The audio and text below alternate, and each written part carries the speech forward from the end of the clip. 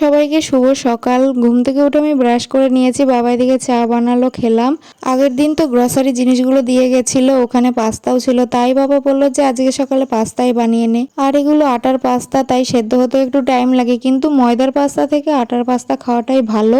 আর এটা ভাবার বিষয়, বাবা আগে পাস্তা খেত না, একটু আধটু চাউমিন খেত, কিন্তু এখন বাবা নিজেই বলে যে পাস্তা বানাতে। সাথে সাথে বোনও তাল দিয়েছে যে দিদি একটু পাস্তা বানা, তার জন্য আমাকে হেল্প করতে এসেছে। ওর ওই একটা রসুন ছাড়াতে আমার সবই রেডি করা হয়ে গেছে। সকালের খাওয়া কমপ্লিট। তো রোজ দিনের মতন আজকে দুপুরবেলায় ছাদে গেলাম আম পাড়ার জন্য, দিয়ে আম পোড়ার শরবত বানিয়ে খেলাম। তারপরে আমার দুপুরে রান্না কমপ্লিট করে খাওয়া দাওয়া করে নিয়েছি। এখন ঘরটা মুছে বাসন কটা মেজে নিলাম, তারপরে স্নান করা হয়ে গেছে, এখন পুজো দেব।